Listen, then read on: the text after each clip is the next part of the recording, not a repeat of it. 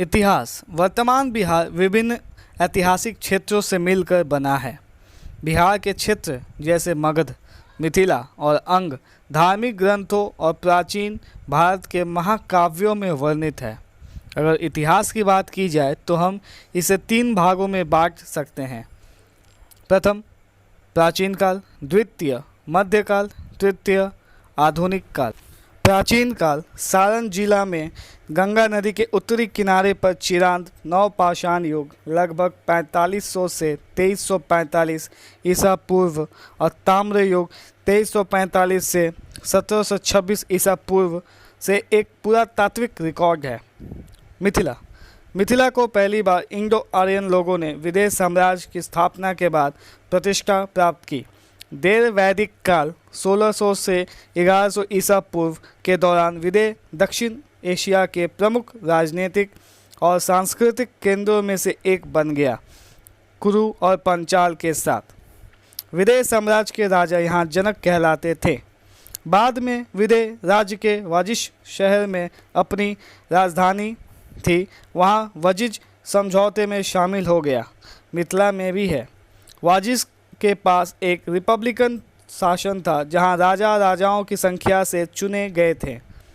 जैन धर्म और बौद्ध धर्म से संबंधित ग्रंथों में मिली जानकारी के आधार पर वजिज को 6वीं शताब्दी ईसा पूर्व से गणराज्य के रूप में शामिल किया गया था।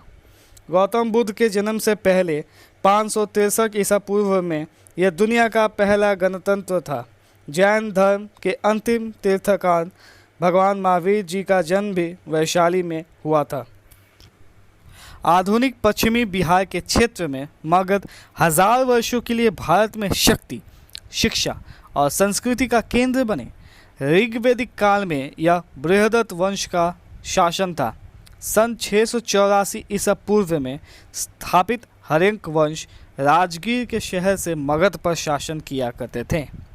इस वंश के 2 प्रसिद्ध राजा बिंबिसार और उनके बेटे अजातशत्रु थे, जिन्होंने अपने ही पिता को सिंहासन पर बैठने के लिए कैद कर दिया था। अजातशत्रु ने पाटलिपुत्र शहर की स्थापना की, जो बाद में जाकर मगध की राजधानी बन गई। उन्होंने युद्ध की घोषणा की और युद्ध को जीत लिया। हिरुआ वंश के बाद शिशुनाग वंश का पीछा किया गया था। बाद में नंद वंशों ने बंगाल से पंजाब तक फैला विशाल साम्राज्य पर शासन किया। भारत की बड़ी साम्राज्य मौर्य साम्राज्य द्वारा नंद वंश को समाप्त कर दिया गया। मौर्य साम्राज्य और बुद्ध धर्म का इस क्षेत्र में उभार रहा है, जो अब आधुनिक बिहार को बना है।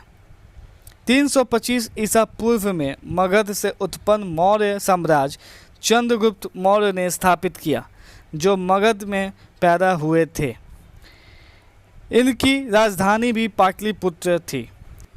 मौर्य सम्राट अशोक, जिनका जन्म भी पाटलिपुत्र में ही हुआ था, जिनको दुनिया के इतिहास में सबसे बड़े शासक माना जाता है। मौर्य साम्राज्य भारत की आज तक की सबसे बड़ी साम्राज्य थी। यह पश्चिम में ईरान से लेकर पूर्व में बर्मा तक और उत्तर में मध्य एशिया से लेकर दक्षिण में श्रीलंका तक पूरा भारतवर्ष में फैला था। इस साम्राज्य के पहले राजा चंद्रगुप्त मौर्य ने कैग्रिक सत्राप को हराकर अफगानिस्तान के हिस्से को जीता। इनकी सबसे बड़ी विजय ग्रीस से पश्चिम एशिया तक के यूनानी राजा सेलुकस निकेटर को हराकर पश्चिम का बड़ा हिस्सा जीत लिया था और संधि में यूनानी राजकुमारी हेलन से विवाह किए, जो कि सेल्यूकस निकेटर की पुत्री थी, और हमेशा के लिए यूनानियों को भारत से बाहर रखा। चंद्रगुप्त मौर्य के गुरु आचार्य चाणक्य ने अर्थशास्त्र की रचना की, जो इनके गुरु और मार्गदर्शक भी थे। इनके पुत्र बिंदुसार ने इस साम्राज्य को और दूर तक फैलाया व दक्षिण तक मौर्य साम्राज्य की स्थापना की।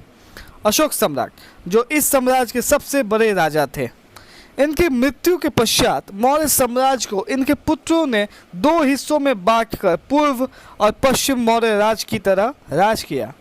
इस साम्राज्य की अंतिम शासक बृहदत्त को उनके ब्राह्मणी सेनापति पुष्यमित्र शुंग ने मारकर वे मगध पे अपना शासन स्थापित किया।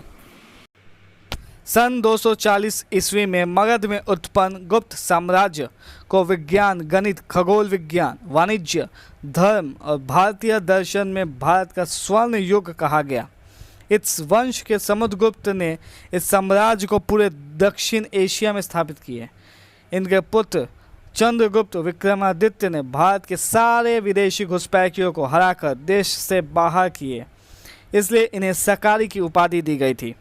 उस समय गुप्त साम्राज्य दुनिया की सबसे बड़ी शक्तिशाली साम्राज्य था। इसका राज पश्चिम में पर्शिया या बगदाद से पूर्व में बर्मा तक और उत्तर में मध्य एशिया से लेकर दक्षिण में कांचीपुरम तक फैला था। इस साम्राज्य का प्रभाव पूरे विश्व में देखा गया था। रोम, ग्रीस, अरब से लेकर दक्षिणी पूर्वी एशिया तक फैला हुआ था। मध्यकाल मगध में बौद्ध धर्म मोहम्मद बिन बख्तियार खिलजी की आक्रमण की वजह से गिरावट में पड़ गया, जिसके दौरान कई बिहार के नालंदा और विक्रमशील के प्रसिद्ध विश्वविद्यालय को नष्ट कर दिया गया था। सन 1540 में सासाराम के शेर शाह सूरी ने हुमायूं की मुगल सेना को परास्त कर मुगलों से उत्तरी भारत को छीन लिया।